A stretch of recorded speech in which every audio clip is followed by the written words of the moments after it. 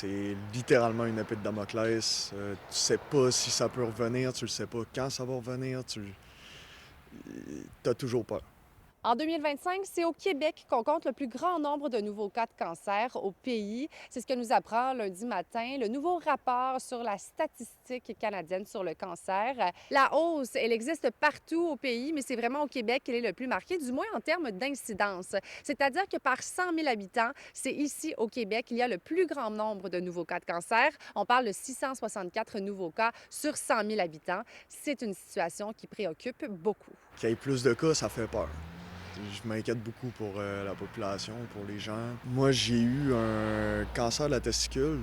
Ça a le métastase. J'étais stade 3C. J'ai eu un métastase au niveau du rein, mais près du rein. Puis il est devenu gros comme un bon pamplemousse. Ça m'inquiète, mais ça me surprend pas. Puis c'est triste à dire, mais ça prend des fois des décès de personnalités célèbres. Si c'est un petit mal de ventre ou une petite affaire, puis une bosse, quelque chose, puis t'es trop orgueilleux, ben des choses comme ça pour aller chez le médecin, ben là, puis là, si tu penses que la prostate, c'est juste les autres, c'est pas toi, tu sais. Si on a des ressources en oncologie au Québec qui sont équivalentes à celles qui existent ailleurs au Canada, on n'y arrivera pas. Le nombre de nouveaux cas va, lui, continuer à augmenter simplement parce qu'on a une augmentation de la population et un vieillissement de la population. Les 4 cancers les plus fréquemment diagnostiqués sont les cancers du poumon, du sein, de la prostate et le cancer colorectal. Plusieurs croient qu'on devrait faire davantage de prévention, mais aussi plus de dépistage. Je pense que le plus grand élément en termes de prévention que l'on peut faire, c'est d'inciter d'encore et davantage pour l'arrêt du tabagisme. On doit aussi se poser des questions par rapport à l'obésité ou au surpoids.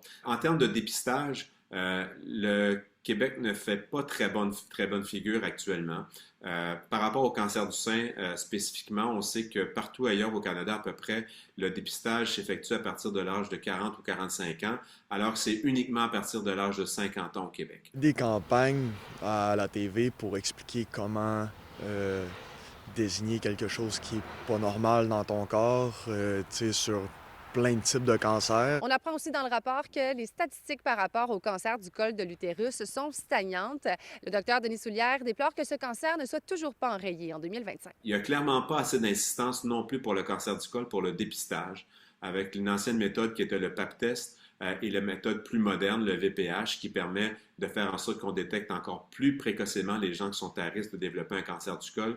Donc, l'adhésion de la population à ces méthodes-là doit réaugmenter pour faire en sorte que l'on fasse régresser plus rapidement et jusqu'à élimination le cancer du col de l'utérus. Ce nouveau rapport nous apprend également que le taux de mortalité par cancer continue à diminuer, mais le cancer demeure la principale cause de décès au pays. À Saguenay, Joanie Bilodeau pour Nouveau Info.